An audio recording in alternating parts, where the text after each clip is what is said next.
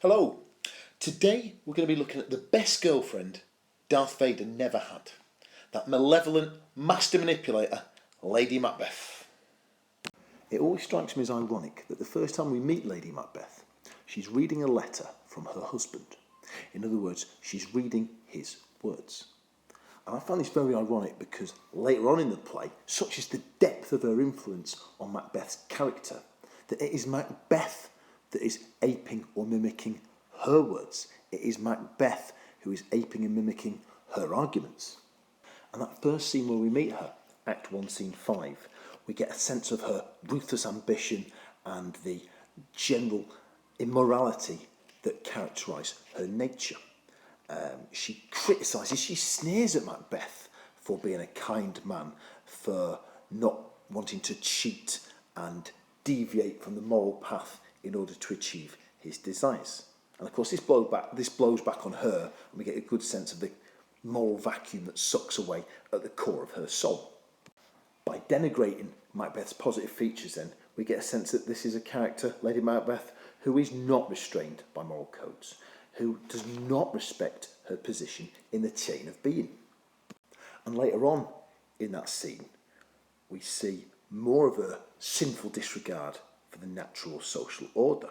She asks the evil spirits to unsex her, which always gets a snigger from my class. I think they assume she wants sexy times with ghosts. But of course what it means is she wants to eject or reject all the softer feelings which a very male chauvinist Jacobean society would have perceived as feminine qualities, as female qualities, so that she has the strength, the braveness, the ruthlessness, the resolve to crack on with the killing of a king. And I guess it's not unreasonable that to modern ears and more enlightened feminist ears, this scene can be seen as quite offensive, because I think we all appreciate whether you've got the ruthlessness to kill an innocent man has got nothing to do with your gender. One of her lines, which we can analyse very fruitfully, is when she asks these evil spirits, these murdering ministers, to take her milk for gall. In other words, take away her breast milk and replace it with poison. And let's deconstruct these two ideas, milk and gall. Milk is a life-giving liquid. It sustains life. Gall is a poison which destroys it. So she's basically saying, take away qualities in me which are beneficial to, which facilitate life, and fill me up with all the kind of toxic agents can destroy and ravage life. There's lots of words as well, aren't there, which come from the lexical field of evil. This is just a la-di-da term, lexical field for evil, which means words that relate to the idea of evil. We've got words like hell and night, which just help to hammer home this idea that this is a woman with very little in the way of redeeming moral qualities. She is an immoral character. So yeah, initially, Lady Macbeth coming across very much as one tough lassie, prepared to compromise her own femininity, perhaps a little bit like the witches with their beards, to dedicate herself to her ruthless objective.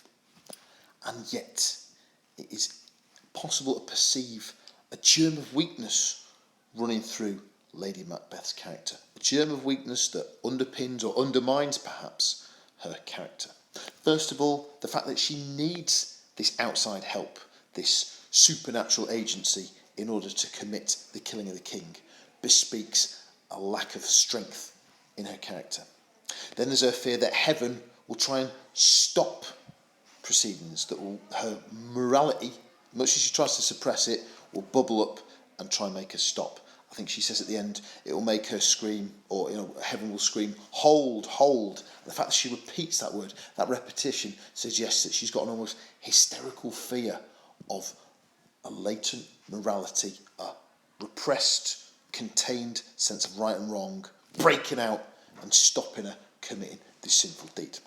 And later on, of course, she admits that she couldn't commit the murder in the first place because Duncan resembled her dad. Again, chipping away at that powerful facade that she tries to present to the world. One of the key themes of the text Macbeth is the idea of appearances and reality being in conflict or at odds with each other. You might know it as the theme of appearance versus reality.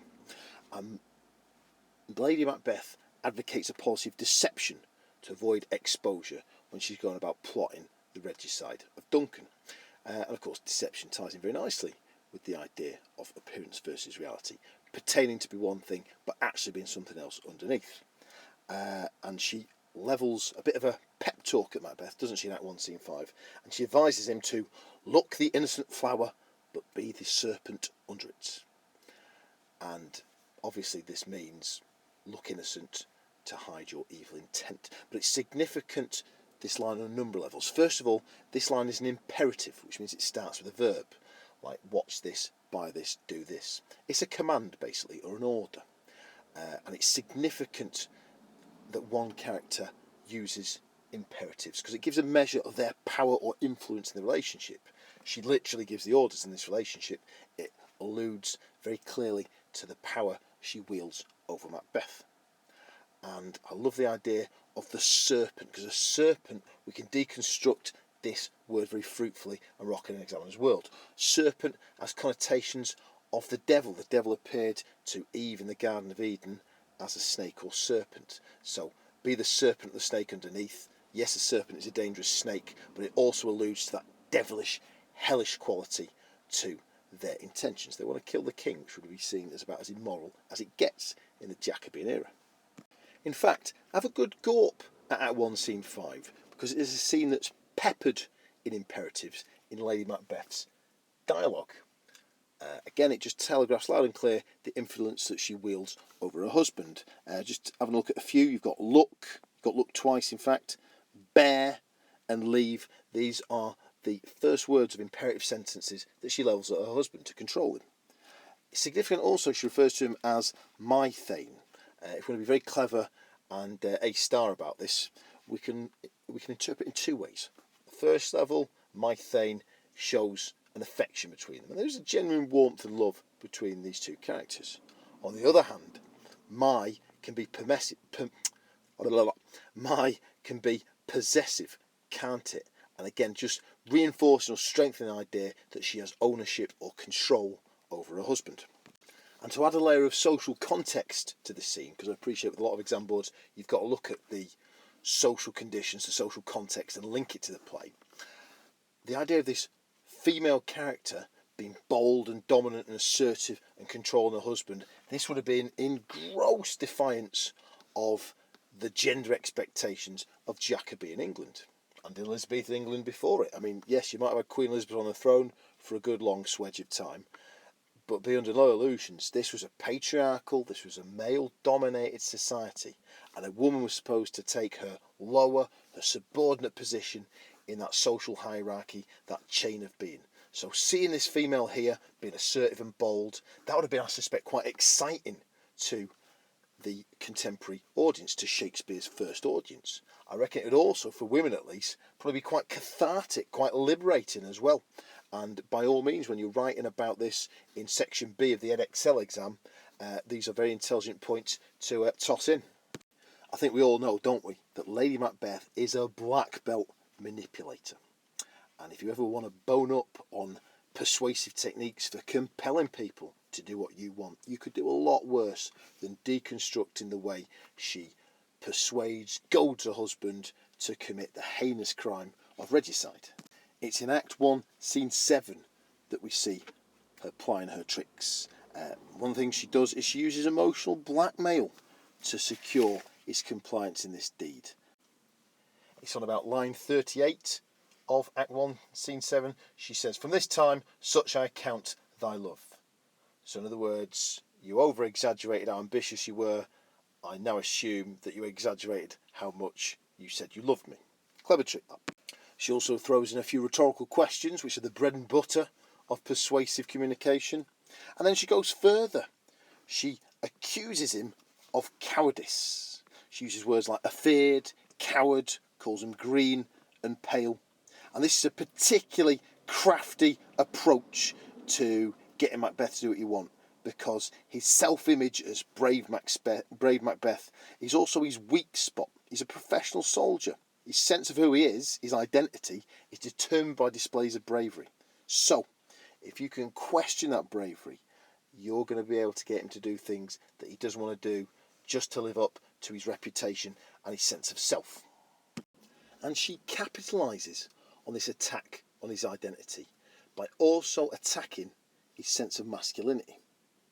There's a sense in this society, serving under King Duncan, that your manhood or your masculinity is measured by your performance in battle, your ferocity in battle. So, to provoke him to regicide, Lady Macbeth cleverly plays on his anxieties about masculinity and manliness. She says to him, doesn't she, when you durst do it, then you were a man. And later on, when he's freaking out and he's seen Banquo's ghost, she asks him, are you a man? Trying to get him to straighten out. I mean, don't forget, Macbeth has no children. In this society, as well as your performance in battle, there's a sense that your masculinity is measured by your sexual potency. It's a bit like some graffiti I once read on a wall which said, a real man fills a pram. You've also got the porter's jokes, haven't you, about losing an erection, to stand to and not stand to. So perhaps Macbeth is vulnerable to attacks on his masculinity. He's a little bit insecure that he does not have that proof of his masculinity. Children. And it's no coincidence that he goes after and tries to kill Fleance, and he also, who's Banquo's kid, and he also butchers Macduff's children. There's a sense that perhaps that urge to commit infanticide, the killing of children, is in some way tied up with his own anxieties about being childless. Oh, one final way that she compels him to commit regicide is by alluding to her own ruthlessness. She said, if you'd asked me to, I'd have taken the baby off my breast and smashed its head in. And again, by suggesting that she is strong, she's forcing her husband to prove his strength in equal measure. Oh, Lady Macbeth, so naive, fails to grasp the true horror of her deeds in Act 2, shortly after the murder. She says to her husband, doesn't she, a little water clears us of this deed. How easy it is then. This is a very practical approach to take, but she's failing to consider the long-term implications of regicide. These words, a little water clears of this deed, these words will come back to haunt her, to bite her on the bum, because of course later on she goes loopy. In Act 5, she starts hallucinating that she's got a spot of blood on her hands. Out, damn spot, she says. And isn't that word significant? Damn. Damn is right. Damned means you're going to hell. The message is loud and clear. You butcher a king, you commit regicide, you are damned. In a sense, there's a stain on your soul. That's what this blood stain that she hallucinates is a metaphor for. A stain on your soul, which means you cannot be redeemed and you are on a first-class ticket to hell. And so, although she's managed to hold it at bay for 3 acts, by Act 5, the true ramifications, the true implications of her horrific deed, the regicide, have finally penetrated her mind and sent her insane. There's a real sense of the physical pain that this guilt engenders. Act 5, Scene 1, line 49, she says, oh, oh, oh. It's like this cry of pain and despair bubbling up from deep inside her. And if you're ever lucky enough to hear the radio drama, the BBC radio drama with the great Fiona Shaw playing Lady Macbeth, you get a sense of Lady Macbeth self-harming as she says these lines, almost like she's punishing herself for this horrific crime. Perhaps an early indication that her power and influence are waning and weakening comes in Act 3, when Macbeth decides to operate alone in engineering the murder of Banquo. He's the one here giving the imperatives. She's the one asking the questions, which highlights her ignorance, and even says to her, and it's an imperative line, be innocent of the knowledge, dearest Chuck. I think dearest Chuck is equivalent to calling somebody toots or sweetheart today. It's a bit patronising, and again it shows that the power dynamic, the power hierarchy in that relationship has shifted, with Macbeth now very much with the whip hand, Macbeth very much in the driving seat, if he can be powerful and patronising like that. To conclude then, let's mop up and get done. It's established very early doors that Lady Macbeth is evil. I mean, she sneers at her husband for approaching life holily and criticises his moral code. And this is a very clever way of Shakespeare tacitly attacking Lady Macbeth's own moral shortcomings. She tries to suppress her gentler, humane instincts, which are seen in this society as being coded or represented or perceived as feminine. Ultimately, though, this germ, this scintilla, this splinter of goodness expands or mutates or blossoms and leads her to insanity, because she accepts the horrific reality of her deeds. Regicide. She's initially dominant in the relationship, but by Act 3 that's evaporated. She's a master manipulator, playing on Macbeth's anxieties or his fears about his masculinity and his bravery. But also she's very naive. She overestimates her own ruthlessness and assumes that there's going to be no negative consequences to regicide. Big mistake. That guilt arrives in Act 5 and compels her to take her own life. And there we have it then, folks. Lady Macbeth, a bit of a wrong 'un.